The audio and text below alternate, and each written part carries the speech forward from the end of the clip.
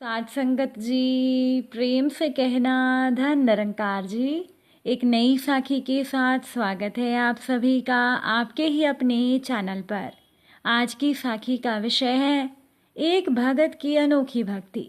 तो चलिए सुनते हैं आज की ये साखी। साध संगत जी, कमल नारायण नाम का एक व्यक्ति था जो कि कपड़े का बहुत बड़ा व्यापारी था और वो ठाकुर जी का भी बहुत बड़ा भक्त था। भक्त होने के साथ साथ वो बहुत ही दयालु प्रवृत्ति का था। वो जिस भी मंदिर में जाता दिल खोल कर दान करता, अस्पतालों में भी दान करता, गरीब कन्याओं की शादी करवाता। इस तरह वो बहुत ही पुण्य काम करता।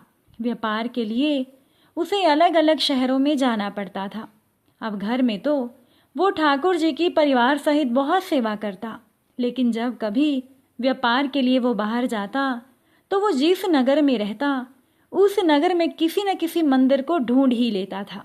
उसको व्यापार करने में कम से कम 1 महीना लगता था। 1 महीने वो एक ही जगह पर रहता था, इसीलिए वो अपना नियम पूरा करने के लिए वहाँ कोई न कोई मंदिर ढूंढ लेता और वहीं पर ठाकुर जी की खूब सेवा करता। उस मंदिर में खूब दान देता। जितने भी भिखारी उस मंदिर में होते, जितने दिन भी वो वहाँ जाता, कभी किसी दिन कंबल, कभी किसी दिन बर्तन, तो कभी किसी दिन खाने की चीज़ें उनको बांटता और भिखारी उसको बहुत सारा आशीर्वाद देते थे। ठाकुर जी के साथ साथ उसे गरीबों का भी आशीर्वाद मिल रहा था, लेकिन उस व्यापारी को 1 पैसे का भी घमंड नहीं था। ऐसे ही एक दिन वो धर्मपुर नगर में व्यापार करने के लिए गया। वहाँ उसको 2 महीने के लिए रहना पड़ गया। वहाँ पर ठाकुर जी का एक बहुत ही भव्य और सुंदर मंदिर था, जिसकी कीर्ति दूर दूर तक फैली हुई थी। और कमल नारायण की ऐसी किस्मत कि उसको उस मंदिर में जाने का मौका मिला।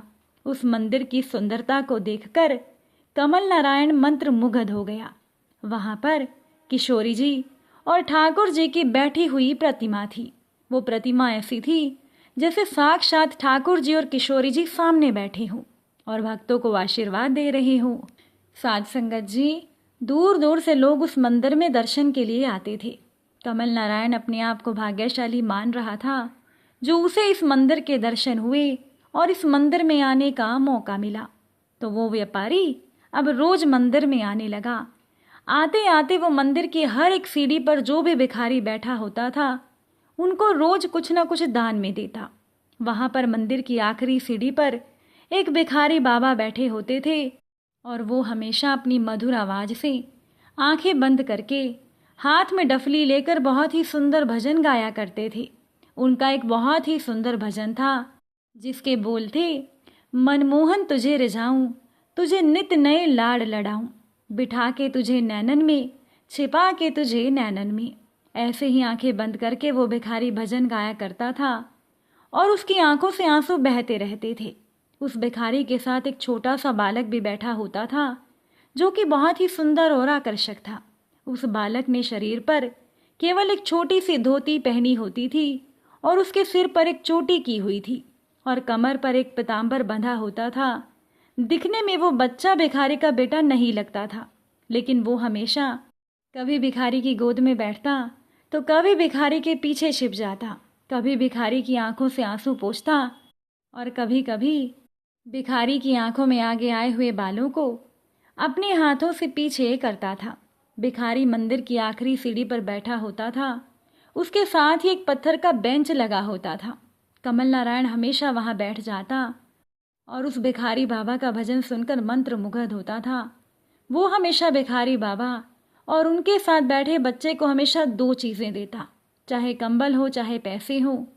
लेकिन जब भी कमल नारायण उस बच्चे को अपने पास बुलाता तो वो बच्चा भिखारी के पीछे छिप जाता और मंद मंद मुस्कुराता। अब कमल नारायण को वहां आए 2 महीने होने वाले थे। एक दिन कमल नारायण मंदिर से होकर नीचे आ रहा था तो बाबा वही भजन गा रहे थे। तो कमल नारायण ने देखा कि भिखारी की आंखों से लगातार आंसू बह रहे हैं और वो छोटा सा बालक भिखारी की गोद में बैठकर उनकी आंखों से आंसू पोंछकर उनको लाड़ लड़ा रहा है। तो जब बाबा का भजन खत्म हुआ तो कमल नारायण ने बाबा को कहा, बाबा बहुत अच्छा भजन गाते हैं, मुझे आपका भजन बहुत अच्छा लगता है, ये हमेशा मुझे याद रहेगा। तो वो बाबा जी एकदम से कमल नारायण की तरफ देखकर बोले, सेठ जी आप कौन हो? तो सेठ जी ने कहा, मुझे तो यहाँ आते 2 महीने हो गए, क्या तुम्हें नहीं पता?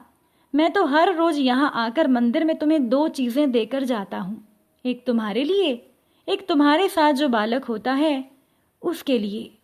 तो ये सुनकर भिखारी बाबा ने कहा, हाँ मेरे गोद में 2 चीजें तो पड़ी होती हैं, लेकिन मैं हमेशा हैरान होता था कि मैं तो अकेला हूँ, लेकिन ये 2 चीजें कौन मेरी गोद में रख कर जाता है?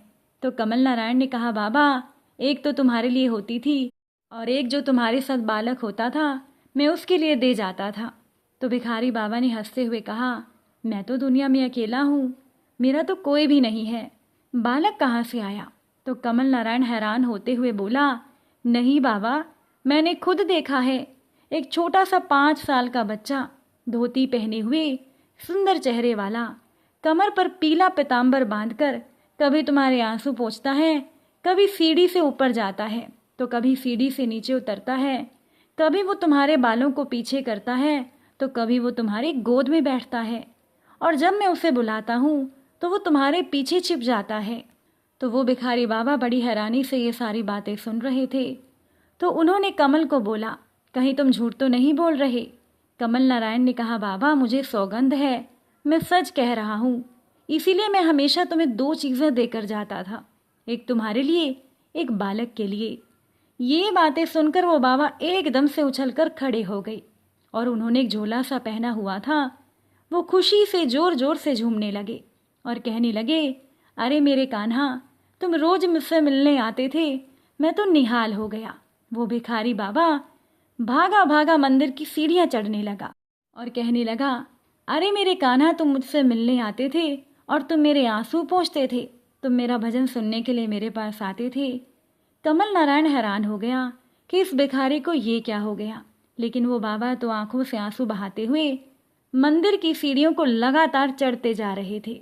अब उन बाबा के आंसू गिरने से सीढ़ियों में फिसलन हो रही थी और जिस वजह से वो बाबा 2-3 सीढ़ियां नीचे भी गिर गए, लेकिन उनको तो कोई होश नहीं था।